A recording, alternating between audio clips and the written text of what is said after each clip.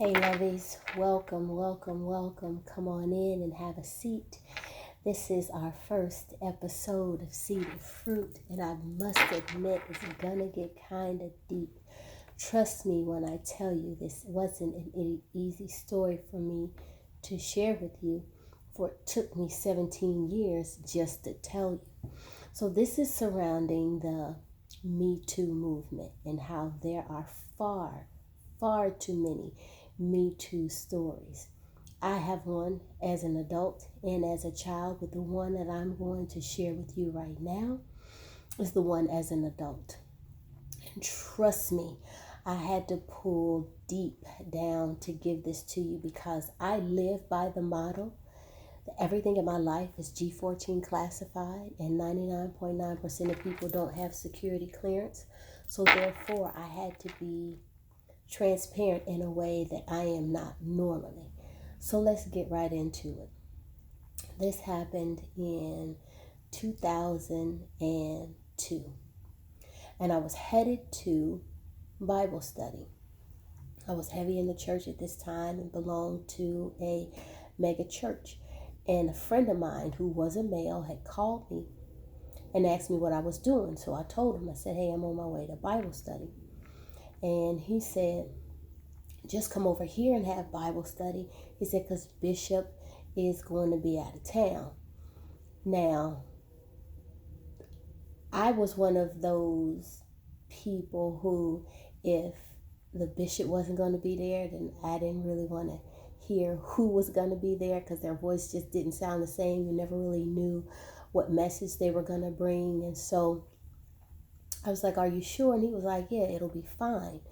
And remember this part here, like at that moment when he said that, it felt like something had gut punched me with an iron fist and reached inside of me and turned my organs and then pulled it out. And what I learned later was that was my warning, right? That was my body warning me of danger to come, but I didn't listen. So anyway, I get over there and, Bible study was going great at the time, really getting into it, breaking down the scriptures and yada, yada. And then all of a sudden, he just blurted out like, man, this is good. My dick is getting hard. And I froze for a moment because I'm like, all right, that was a little inappropriate, unnecessary, and uncomfortable. So at that point, I was like, okay, well, it's about time for me to get out of here. It's getting late and whatnot. And so I started to gather my things. I got my purse and I grabbed my keys out of it so that I can be ready to put them in the door when I walked out of his door. And then suddenly he just grabbed them. He grabbed the keys out of my hand and took off running upstairs. And instead of running towards the door without my car keys, I ran towards him and upstairs to get my keys. And once I got up there, then that is when tragedy happened. That's when everything just went down, and he began pulling on me and my clothes, and I'm hollering and I'm screaming and I'm like, no, stop, don't, get off of me. And this particular gentleman was a former boxer. So I was quite intimidated at the time, still screaming, for my life and whatnot. And he had managed to get my clothes off, and I had on some gray sweatpants, a t-shirt, and my hair was pulled back in a ponytail. So this was long before Drake made it possible, or popular. And it happened. And he forced himself on me, and I'm screaming and I'm crying and I'm howling and I'm kicking, and it seems like nobody is coming to my rescue. It seems as if no one is hearing me.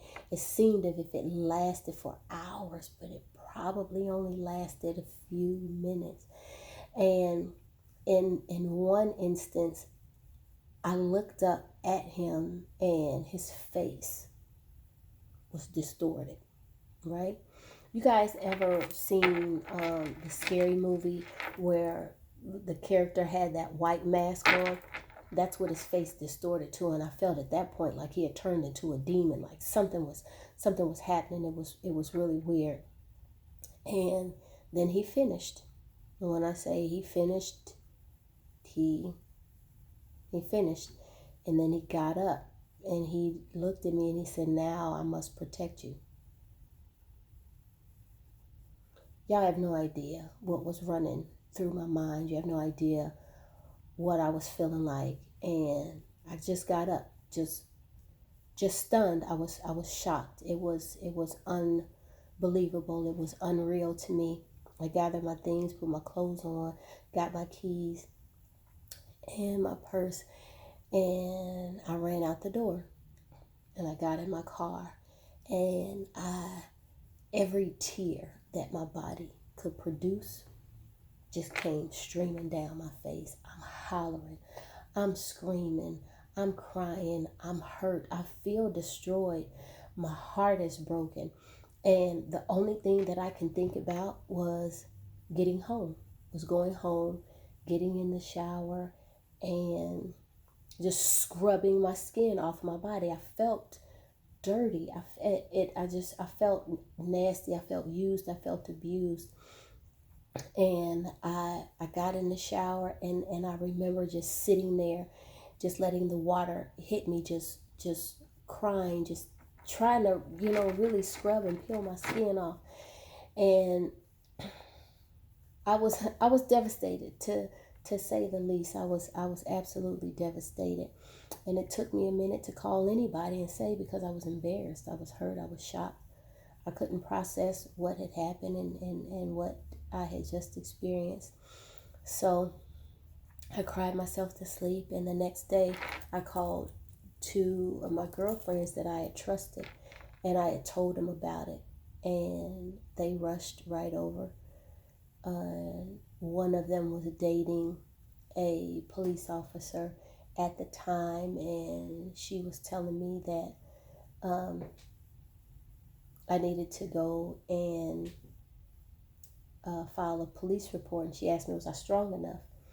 And she's like, I'm going to call him over so that he can explain to you what's going to happen. So she made the phone call, and I'm on the phone with him, and he's like, listen, he was like, he said, you're going to have to be really, really strong for this. He said, because they're going to almost interrogate you and make you feel as if it was your fault, like you were asking for it. And so he's going through the line of questioning, and I'm telling you, this thing was breaking me down, and I knew at that point, oh, I'm not going to be able to do this. And there's no way that I experienced this, and then you're going to make me feel like it was absolutely my fault. So we went through that, and I'm like, hey, I can't do it. I'm not strong enough at this moment. I'm going to have to do it at another time. And he said, well, did you go, to the hospital and get a rape kit done? And I said, no. I said, that was the least thing that was on my mind. I said, the first one was to get my skin off of me. You know what I mean? I just wanted some new skin. Like I came and I washed everything away. And, they sat with me, for the next few days and everything. And then, a few weeks had went past, and I found out that I was pregnant. And there was no way on God's green earth that I was keeping that baby. So I went and I got a procedure done to eliminate it. And I built up enough strength to at least go to my church, because again, I belong to a mega church, and ironically, the bishop was, would endorse, this guy. So he was somewhat in the inner circle. So anyway, I don't get to talk to Bishop, but I get to talk to the pastor, the pastor in charge after Bishop. And so we're upstairs in his office, and and we're talking, and I'm telling him the story and what happens. And he just proceeds to tell me, Tiana, you got to be careful, because it's snakes and sheep and wolves in sheep's clothing that are in the church that prey on, single women, single moms, and all that other kind of stuff. And I thought for a minute, like, dang, that's all you got for me? Like, I know that, like, I realize that now. And I had told him that I had gotten pregnant, and he asked me, did I still have it? Was I still pregnant? I said, absolutely not. And he proceeded to tell me that I should not have done that, and that I should have kept it and at least maybe put it up for adoption. And then I said, you have got to be out your mind. And those were not the kind words that I used at the time. But I said, there's no way that I was going to be able to care for and take care of that baby growing inside of me, knowing that I was raped, knowing that I'm carrying around my rapist baby. Are you kidding me? Like, there's absolutely no way that I was ever was going to do that. That was never, that was never an option. And so he just began to consult me even more, just kind of telling me to be careful and watch my surroundings and who I'm around. And that was kind of it. And I walked out feeling as if me doing that was a little bit useless, because it did nothing for me. It didn't help me. It didn't heal me, not even a little bit. It didn't make me feel better at all. And probably a few days later, it had come out. 14 women had come forward with a similar story, that this man had raped them as well. And honestly, that didn't make me feel better either. And my girlfriends were, trying to console me and saying, hey, I know how you're feeling, but you are now the forerunner for, for these women to be able to come out and tell their story. And I thought about that, and I processed it, and I went home, and then I just was having this. I sat alone by myself, and I just started talking to God. I said, you know what? I said, I really don't think nothing about being a forerunner for these women, because I was hurt and devastated.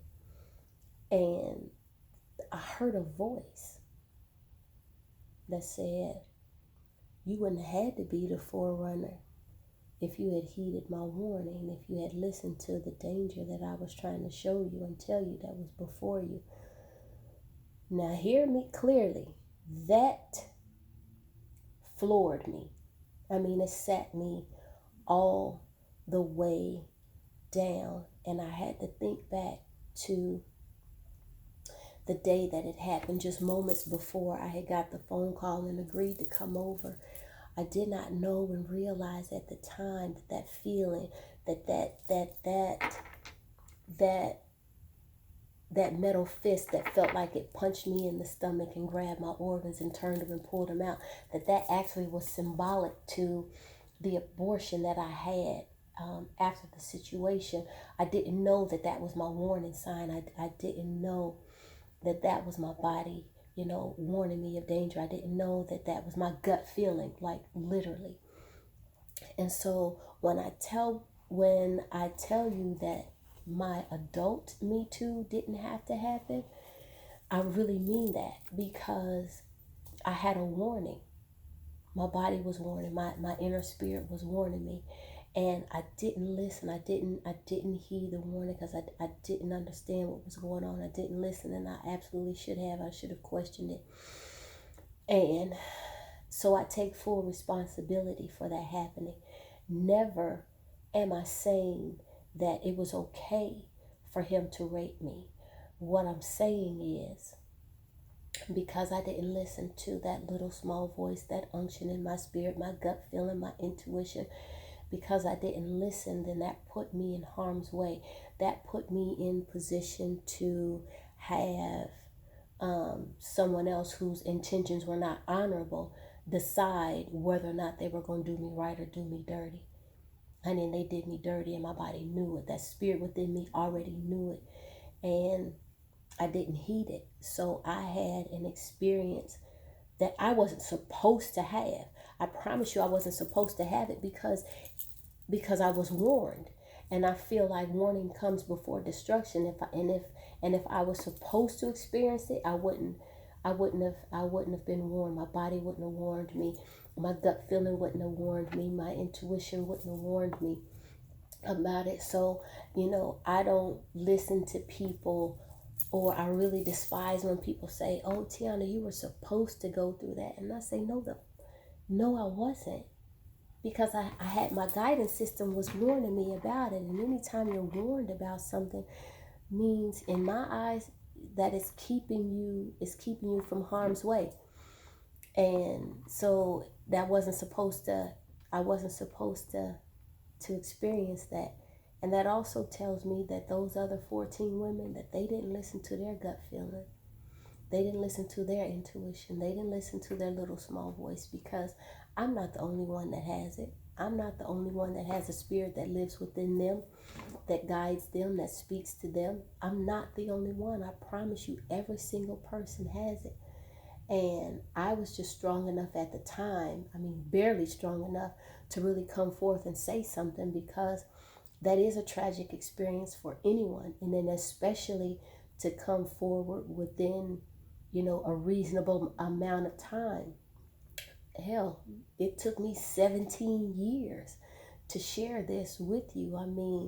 All of about 4 people know that this has happened to me, but I share this with you to encourage you, to warn you, to make you aware that that gut feeling, that intuition, that first mind, that little small voice, it's imperative that you listen to it, because it's going to keep you away from danger.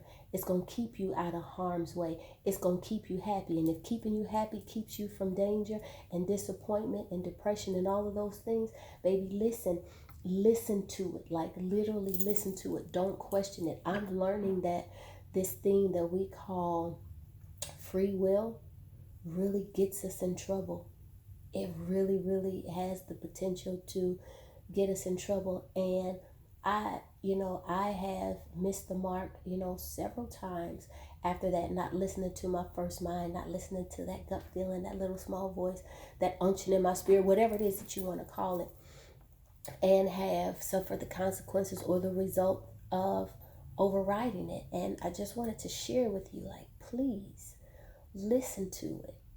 Do not exercise your free will when it comes to that, because I promise you, you'll be happier, you'll be healthier, you'll be wealthier. I promise you. And I wanted to get that off my chest and share it with you, because I know that there are plenty of men, women who experience Me Too's as adults. Now, the Me Too's as children, that's out of our hands. And I have one of those too, and that's another episode that, I'll share with you. But I wanted to drop this with you and leave it with you. Listen to your intuition. Follow it closely. Listen carefully to that gut feeling, that little small voice, that unction in your spirit, that thing that tells you to do something, because that is what is going to keep you. I am your host, Tiana Wright. Thank you for listening.